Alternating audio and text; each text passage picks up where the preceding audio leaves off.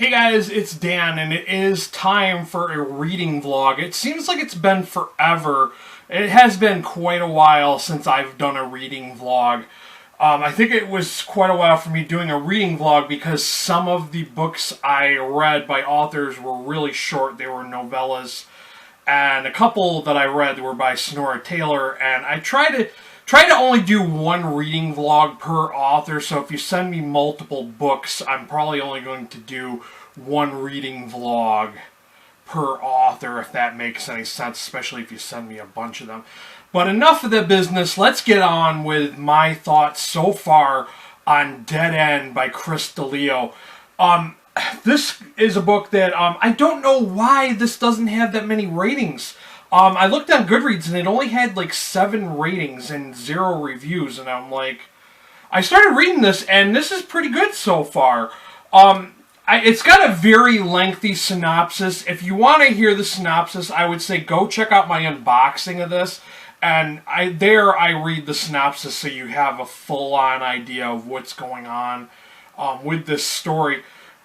But I'm about 49 pages in, almost 50 pages.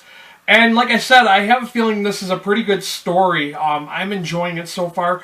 I feel like with the introduction of certain characters so far, I feel like there's kind of a misdirection going on, trying to make you think that something else is going on with the story, but I may be wrong because I'm only 50 pages in.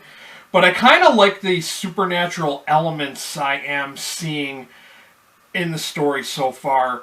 I like the idea of this kind of creepy presence that's kind of almost in a way haunting the this property that Mike Munnessy has, like, he's kind of moved in with his mom, and there's this whole mysterious, like, things about the past and how his dad had died, and I'm still, like, a little leery and confused about how his father died. I think it's kind of wonky, and I'm not really sure if I'm sold on that. But, you know, like I said, so far it's pretty interesting, and I think that this is going to be a decent, if not pretty good book. So, yeah. I will let you know, of course, if you keep watching this. I'm going to film more updates as I progress through this book. Hey guys, so I just finished a few more pages in, and I kind of had an observation that I noticed about this.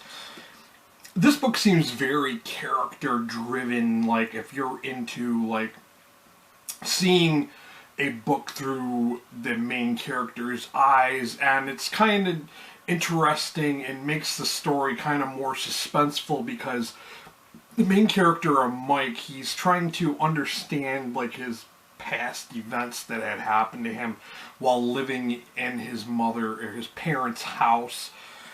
And we kind of see, you know, what his relationship is like with his mother. She's very stubborn. And it's almost like this area, this section of land where this family home is, seems to be almost like the first impression it kind of gave me. Now, I will admit, I have not read Jeff Vandermeer's Annihilation yet, but I did see the film, and this plot of land, or this area, kind of reminded me of Annihilation in that there's something, like, on this in this area that is making people go bonkers. So I noticed that right away, and that kind of made me think of that Annihilation film.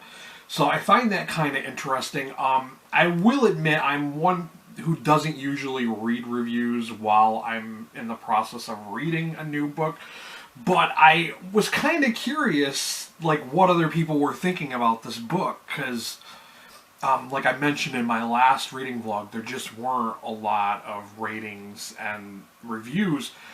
Most of the reviews for this were really positive, and then there was like maybe 1 or 2 that were just kind of like, you know, negative. But one of the people said that they thought this was a slow burn start, but I'm not really seeing that, to be honest with you. I don't really feel like this is a slow burn book. The pacing seems really good so far. Like I said, the author is introducing all these different characters.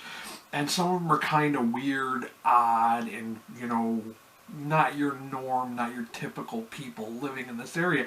So it kind of makes it more mysterious, wondering what's going on exactly. I think the whole mystery for what's going on is what's kind of keeping me turning the pages. And if that's the kind of read that you're into, then I think you too would enjoy this. But that's just a few of the thoughts I have so far getting into this. And I'm only like maybe a quarter in, maybe a tenth of the way. No, not a tenth, but at least a quarter of the way through this book. So yeah, stay tuned for another update.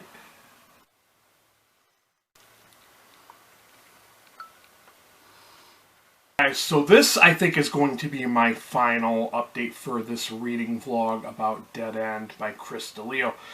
I just got a little bit further in, and I'm starting to see some Stephen King influences. And I'm going to lean more towards Stephen King than H.P. Lovecraft, just because the way the story seems to be developing, and I'm getting this sense in the story of an ancient evil, kind of like a almost dark elder gods kind of weird fiction vibe going on.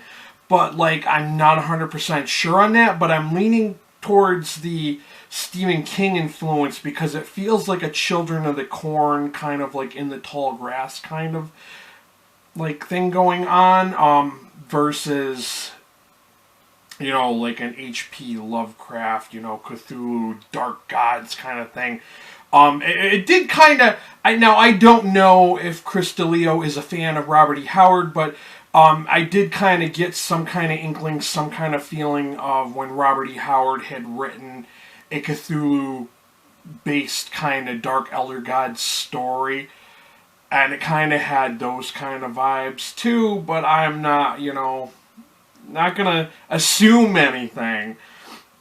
But yeah, like, as I had said in my previous reading vlog updates, I really think this is worthwhile checking out. If you guys are a fan of those kinds of weird, kind of ancient god, kind of, you know, sinister things lurking in the shadows that's controlling people and making them do things, making them act weird or peculiar, then I think that you guys will definitely want to check this out. And definitely stay tuned for my review of this.